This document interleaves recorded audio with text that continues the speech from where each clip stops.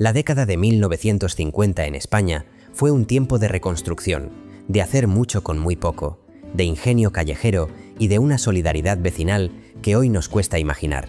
Pero lo más fascinante no son las grandes cosas que recordamos de aquellos años, sino esas pequeñas rutinas cotidianas que desaparecieron sin que nadie les hiciera un funeral. Cosas tan normales entonces que nadie pensó en fotografiarlas o documentarlas, porque ¿quién iba a imaginar que algún día ya no existirían? Piensa en tu día a día ahora. Piensa en lo que haces cada mañana al levantarte. Ahora imagina que dentro de 70 años alguien te dijera que casi nada de eso existe ya. Ni tu forma de calentar la comida, ni tu manera de comunicarte, ni siquiera los objetos que tocas 100 veces al día. Pues eso es exactamente lo que pasó con la España de los años 50. Y te apuesto a que ni siquiera recuerdas la mitad de esas cosas. El primer objeto que desapareció sin dejar rastro fue algo que todos los niños de aquella época conocían perfectamente. Era el brasero de Picón. Pero no estamos hablando del brasero como mueble, sino de todo el ritual que lo rodeaba. Cada mañana, alguien de la familia tenía que bajar al carbonero del barrio con un cubo de zinc. El carbonero pesaba el carbón en una báscula enorme de hierro y luego lo echaba en tu cubo haciendo un ruido seco y polvoriento. Subías las escaleras con el cubo, dejando un reguero de polvillo negro por el camino, y comenzaba la ceremonia de encender el brasero. Había una técnica para esto. No era solo meter el carbón y prenderle fuego. Primero se colocaba el picón en forma de corona, dejando un hueco en el centro. Allí se ponían las virutas de madera o papel de periódico arrugado. Se encendía y había que abanicarse durante 20 minutos, a veces media hora, hasta que el carbón empezaba a ponerse al rojo vivo. El humo te hacía llorar los ojos y tosías, pero era parte del proceso. Una vez encendido, se metía debajo de la mesa camilla y toda la familia se sentaba alrededor con las piernas cubiertas por la falda de la mesa. ¿Recuerdas esa sensación de calor subiendo por las piernas mientras el resto del cuerpo seguía congelado? Las habitaciones sin calefacción, las paredes húmedas, el aliento convertido en vaho blanco. Y aquí viene algo que seguro habías olvidado completamente. Había que estar muy atento al brasero porque el monóxido de carbono mataba gente cada invierno. Las noticias hablaban de familias enteras que no despertaban porque se habían dormido con el brasero en la habitación cerrada. Por eso los mayores siempre insistían en dejar una rendija en la ventana, aunque te helaras de frío. Era una ruleta rusa cotidiana que aceptábamos como parte de la vida. Pero el brasero era solo el principio de la mañana. Después venía otro ritual que hoy parece de ciencia ficción. Ir a por agua. Sí, has leído bien, ir a por agua. Porque en la década de 1950, una parte enorme de España no tenía agua corriente en las casas. Y no estamos hablando solo de pueblos remotos, estamos hablando de barrios enteros de Madrid, Barcelona, Valencia o Sevilla. El agua llegaba a través de fuentes públicas y había que ir a buscarla. ¿Te acuerdas de los cántaros de barro? Esos que ahora ves en las tiendas de antigüedades vendidos como decoración a precio de oro, pues no eran decoración, eran herramientas de supervivencia. Cada mañana, alguien de la familia, normalmente las mujeres o los niños, tenía que ir hasta la fuente pública con 2 o 3 cántaros. Hacías cola, a veces durante 1 hora, esperando tu turno bajo el sol o bajo la lluvia, y cuando por fin te tocaba, llenabas los cántaros y tenías que cargar con ese peso de vuelta a casa. Un cántaro lleno pesaba unos 15 kilos. Si llevabas 2, eran 30 kilos. Y tenías que subir escaleras porque los ascensores eran un lujo que casi nadie tenía. 5 pisos cargando 30 kilos de agua. Y esto no era una vez a la semana. Era todos los días. A veces 2 veces al día si la familia era grande. Ese agua había que administrarla como si fuera oro líquido. Nada de dejar el grifo abierto mientras te cepillabas los dientes, porque no había grifo. El agua del cántaro se usaba para todo. Para cocinar, para beber, para lavarse. Y cuando decimos lavarse, no hablamos de ducharse. Hablamos de lavarse con un barreño y un paño. Te mojabas el paño, te frotabas, te enjuagabas con otro poco de agua y ya está. Ducharse era un lujo de 1 vez a la semana, si acaso, y en muchos casos había que ir a los baños públicos del barrio porque en casa no había instalaciones. Ahora detente un momento y piensa en cuántas veces has abierto el grifo hoy. Cada vez que te lavas las manos, cada vez que tiras de la cadena, cada vez que friegas un plato. Toda esa agua habría sido un tesoro imposible en aquella España. Y si conseguir agua era una batalla diaria, conseguir comida era una guerra constante. La tercera cosa que hemos olvidado por completo tiene que ver con la comida. Pero no con lo que comíamos, sino con cómo la conseguíamos. La cartilla de racionamiento se extendió hasta principios de los años 50, pero incluso cuando terminó oficialmente, el hambre no desapareció de golpe. Lo que vino después fue algo igual de duro, aunque menos documentado: el extraperlo. El extraperlo no era solo un negocio ilegal, era una forma de vida, era la economía real de media España, porque los precios oficiales y las cantidades permitidas no daban para alimentar a una familia, así que todo el mundo, absolutamente todo el mundo, participaba de alguna manera en el mercado negro. Tu vecino que trabajaba en el puerto te conseguía azúcar, tu primo que vivía en un pueblo te traía harina, el tendero te vendía aceite por debajo del mostrador a un precio 3 veces superior al oficial. Y esto creó una cultura de secretos y susurros. La gente hablaba en voz baja en las tiendas, había códigos, había señales. Si preguntabas por algo en voz alta delante de otros clientes, el tendero te decía que no tenía.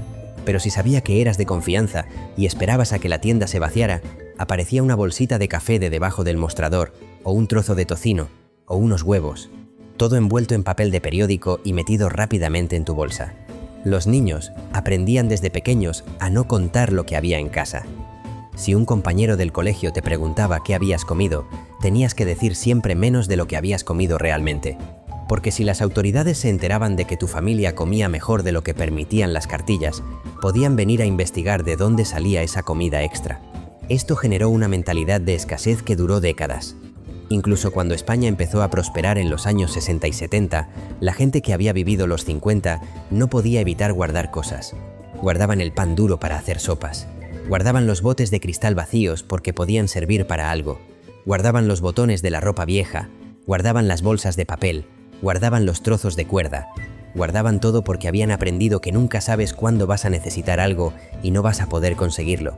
Y cuando caía la noche sobre esas calles de secretos y escasez, aparecía una figura que conocía todos esos secretos, pero nunca los contaba. La cuarta cosa olvidada es algo que te va a sorprender, porque era tan ubicuo que parecía eterno: el sereno. ¿Cuánto hace que no escuchas esa palabra? El sereno era el guardián nocturno del barrio, pero no era un vigilante de seguridad como los entendemos ahora. Era una institución, era el hombre que tenía las llaves de todos los portales del barrio.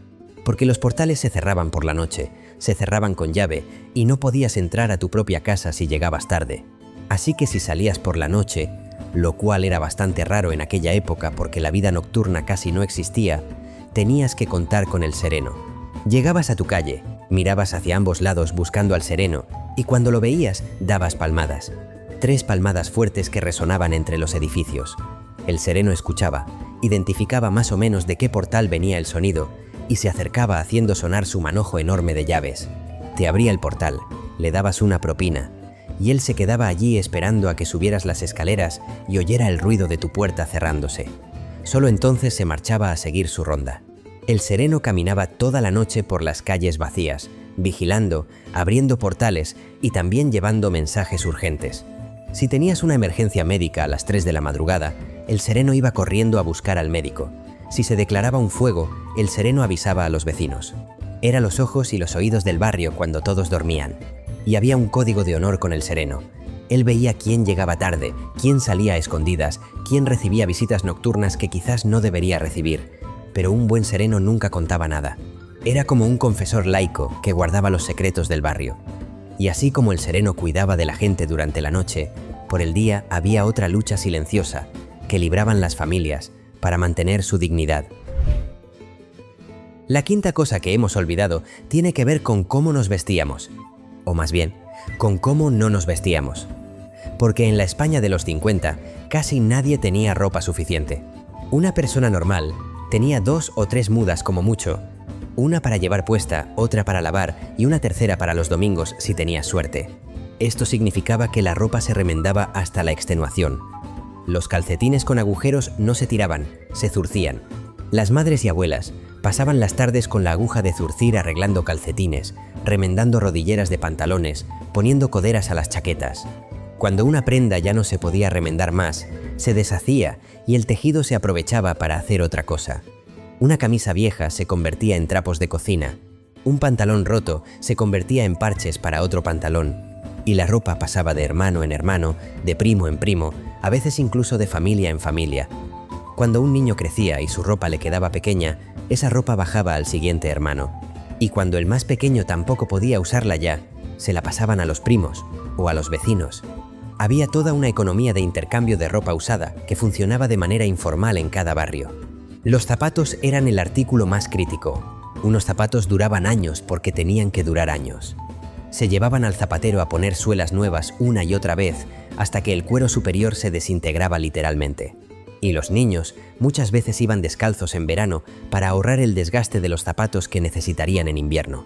Ver a niños descalzos por las calles en julio y agosto era lo más normal del mundo, incluso en ciudades grandes.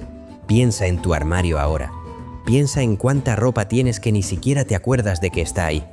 Prendas que te has puesto una vez, o ninguna.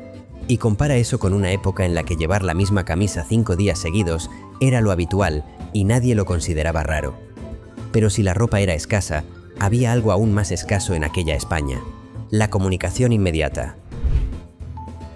La sexta cosa olvidada es algo que cambió nuestra forma de relacionarnos y que desapareció sin que nos diéramos cuenta: el recadero. No el sereno, no el cartero, sino el recadero.